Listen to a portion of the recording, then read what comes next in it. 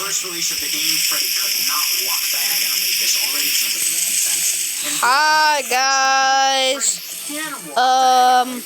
I'm playing Grow a Garden. Here's my garden. Here is my garden. Here it is. Epic. Finally, the slow start enemies chip. This is epic for me. Look at. Hold up, guys. Look at. I need to do an obstacle course just to get some tomatoes. How am I gonna get that? Chunk of unused content. Sister location tones it down just a little bit. We start with an unused sprite of Oh, coconuts are already grown. Hold on, let me go to my friend. If you friend him, if you need, he can help you in fish. One of my favorite things in this video. He's my bestie. He's my best friend. Which might have been like an early. Hold up, where is he? I don't know, but I think it looks really cool. Another trend we've seen before, but here we can see an early map that would have been overlaid while in the vents, in the primary flow module, and the circus control.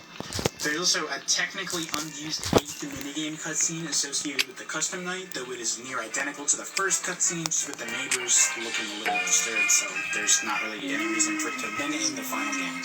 Another interesting bit is these two unused voice lines for the female computer voice. Motion trigger. Technician control. Glass pressure trigger. Please do not push against the glass.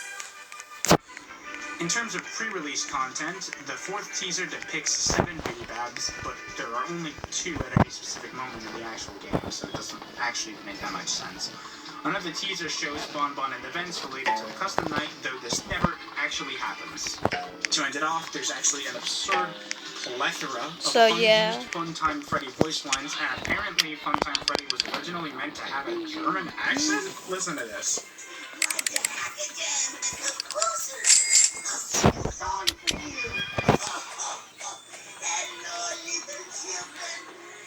To see you back again. Come closer. I'll sing a song for you. Okay, so in this section, I'm going to combine Pizzeria Simulator and Ultimate Custom Night since they are functionally meant to be one game and the amount of content that is unused warrants them being combined. In Pizzeria Simulator, we can see an unused star sprite, which would go on to be used in Ultimate Custom Night. There's an animated sprite that shows the tape recorder may have originally been reversible, as well as several unused buttons that are related to the tape recorder. An unused Walton Freddy Blippi is also present, describing him as having the most remnant of... Sorry if I don't talk much, I just trying to do stuff quick. In Ultimate Custom Night, a piece of demo text remains that describes a point limit for playing. There's also 5 unused character sprites in this game's files. Adventure Endo 01 and Candida Cadet were both promised for the game by Scott, but Adventure Endo 01 never made. Rockstar Chica also has an unused sprite for appearing on the Speaking of Chicas, Toy Chica... I'm getting so much stuff pollinated. The last unused character sprite is this animated sprite of Bonnet getting her nose booped, which doesn't seem to have any place in the final game at all, so I don't know why it's here. Finally, there is an unused desk sprite with brighter lighting and fixed eyebrows from Freddy, along with an unused title graphic that simply says Custom Night.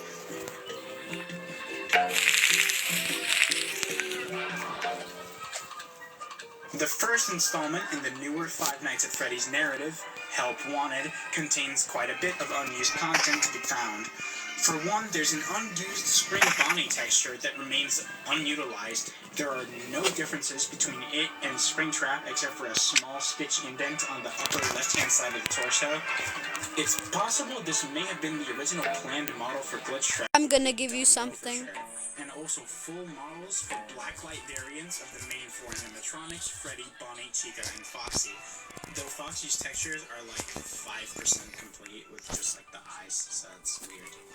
There is an unused animation of a Freddo going underneath the bed, implying they may have originally been planned for the Night Terrors mode. A random doll model known as Toy Proxy in the game files can also be found, likely a placeholder for Plush Trap. There's also an alternate version named Big Toy Proxy, which was probably a placeholder in the Night Terror sections as well, having animations that resembled those of Funtime Freddy and Nightmare Fredbear.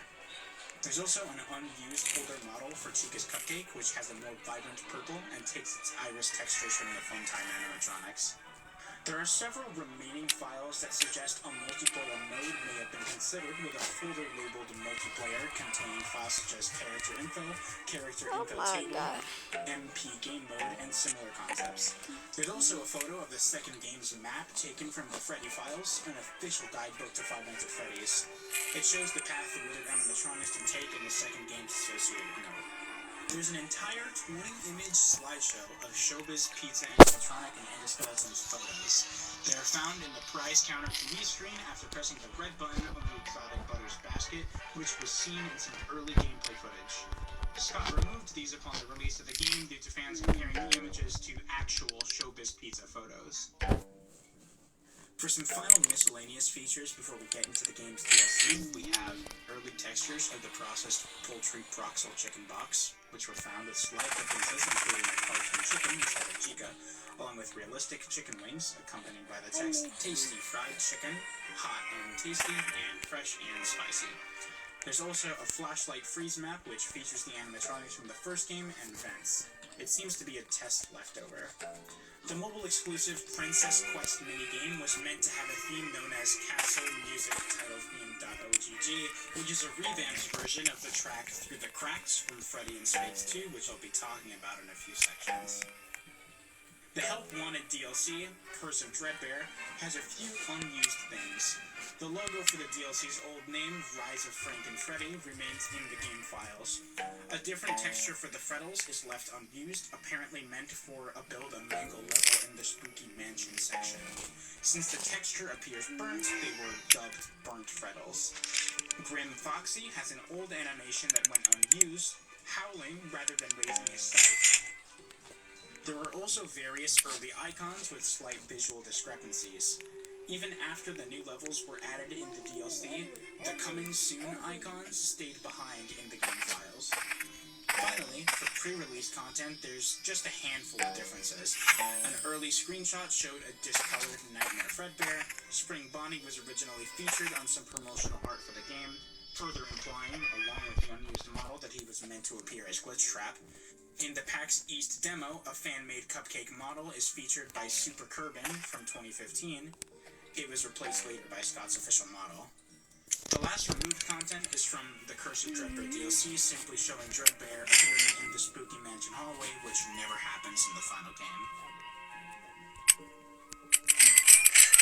20 bamboo and stock! On November 25th, 2019, I thought I was gonna be broke. Special delivery was released.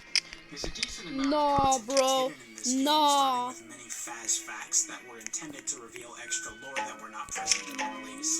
In a similar realm, there are many unused emails, which I will include a link to in the description, as there are far too many to cover here.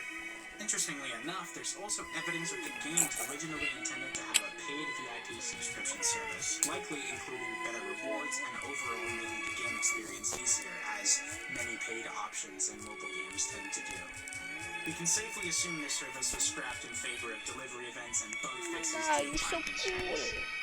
For some reason, Plushtrap has a handful of unused prototype gameplay assets which were removed upon him actually being added to the game about a year after its release. The prototypes weren't very faithful to the original design, and they were much improved when he was actually added.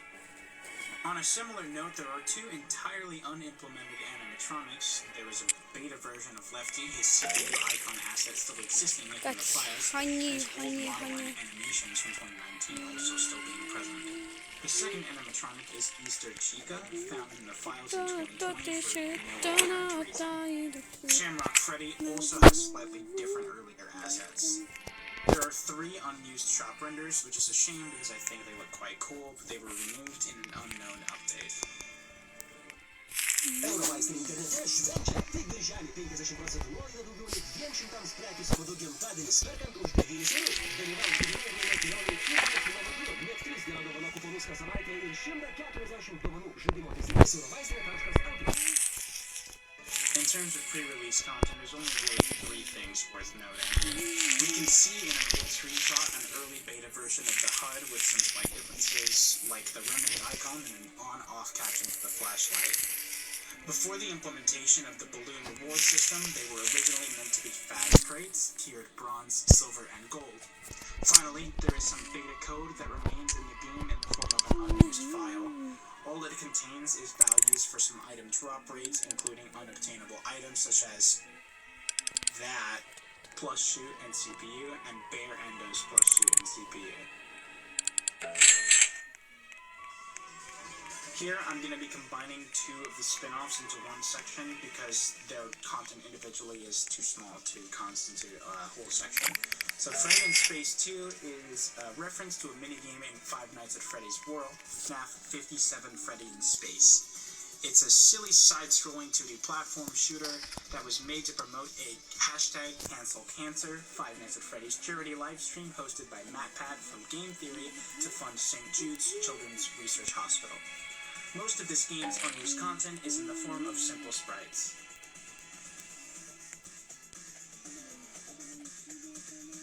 A YouTuber named DJ Sterf did a beta test playthrough of the game, which shows some differences as well. Frank and Foxy's AI is partially unfinished, and he was defeated much easier than in the final game. The S. Cotton boss sprite was changed twice and was originally called Secret Boss X. There's also missing treasures, a pixelated red key, and this art that was later slightly changed. It is worth noting this character looks a lot like Roxanne from our next major game, but isn't confirmed to be her. A similar 2D side-scroller beat-em-up style game was made to promote the next major installment, Five Nights at Freddy's Security Breach, named Security Breach Fury's Rage. This game has 3 squares. For some reason, the red one is smaller than the other 2. And that's it. That's all of the unused content.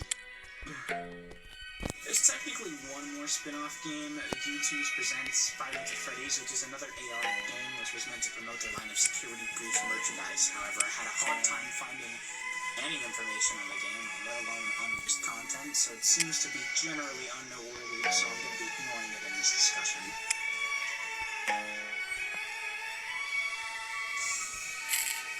At long last, we arrive at the last major installment in the series, Five Nights at Freddy's Security Breach. With DLC on the way later this year, the game is infamous for having an incredibly troubled production and a really buggy initial launch. Naturally, there is, frankly, an insane amount of cut content in this game due to its nature.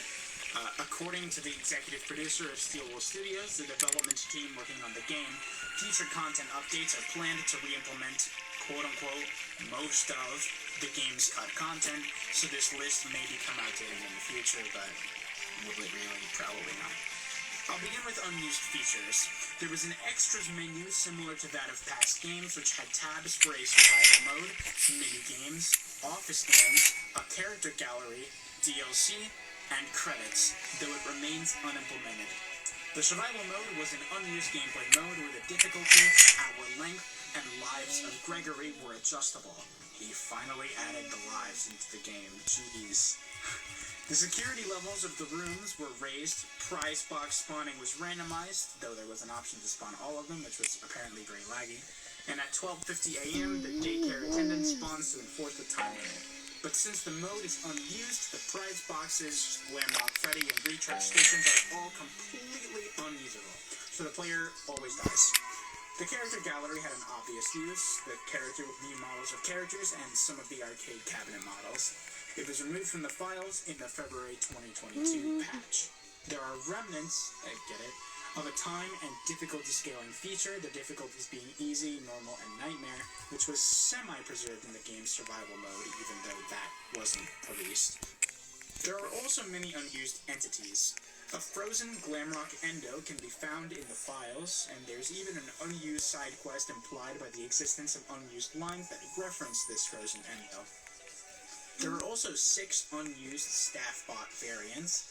These are the anthropomorphic test device staff bot, meant for testing race cars in Roxy Raceway, the nanny staff bot, kind of self-explanatory, The server staff bot, shown in an early trailer, he wore a sombrero and served food at El Chips. A mime staff bot, likely meant for the daycare theater, a golf player staff bot, likely meant for Monty's Gator Golf, and a sales bot, which is intended to sell balloons around the place. As far as unused locations go, there are only a few. There are a few hallways found in the files accessed through utilidors. These doors acted as travel methods throughout the Pizzaplex, and they led from Rockstar Row to Roxy Raceway to Phaser Blast, and Superstar Daycare to Monty's Gator Golf. The mechanic barely survives in the final game, as Monty can accidentally roam into the daycare when summoned by a security bot, and one mission sees Gregory sneak through a back area of Roxy Raceway to reach Rockstar Row. There's also an unused Fazcade Hive room, complete with beehive decals, and many access hallways that were likely made irrelevant by the implemented elevator system. There are 4 unused minigames. Bonnie Bowl, which is an early bare-bones bowling minigame that is really unpolished, and it was likely cut early in development because it was permanently limited at the really much. Chica's Feeding Frenzy, which was hinted at via duffel bag, and the arcade cabinet still exists in Monty's Gator Golf. The game is accessible through hacking, but is very unpolished and was also removed in the February patch. The third minigame was a minigame mission, which would trigger in Roxy Raceway after placing the head on the driver assist bot. The minigame was similar to the Pizza Bot's Pizza Bake minigame, but Gregory had to drive around the track. The game's initial release opted to not use it and skipped to Roxy's decommissioned cutscene instead. Despite this, assets such as scripts, UI graphics, and dialogue are found in the game script. Through hacking, you can spawn the cart and drive it around the Pizzaplex, and running into any animatronic causes them to Rose ragdoll is Pokemon good. style, though you still get a jump scare. Finally, the Monty Golf Arcade was originally meant to be extended, including double the total golf holes and improved lighting on many existing holes. Shockingly, it appears to be in a better state than the one that ended up in the final product, even more of an indication of the disturbing development cycle of this game. There's also an absurd amount of unused collectibles, dialogue, and voice lines, the link to which will be in the description below, since there are simply too many for me to talk about. 3 unused assets also didn't make it into the final game.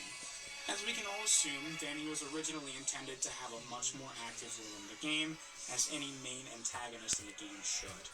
This is supported by the inclusion of a Vanny meter in the game files, which can only be found using a debug tool. It was discovered that when the meter was full, Vanessa would become Vanny. Speaking of antagonists, one that actually goes overutilized in the fact that he shouldn't have been in the game at all, Burntrap originally had a bigger role in the game. He has a chase sequence, a death animation, and even some unused audio in the game's files, but they're ignored, and the game simply skips to the ending cutscenes after the game is completed. For some reason, there's a cut texture for HAL 9000, the AI from 2001's A Space Odyssey, and I cannot possibly tell you why this is. At long last, at the end, the pre-release content for Security Breach. Okay, guys, There I think isn't that's actually it much, because this video is just some kind of boring. inconsistencies from trailers and the NVIDIA show.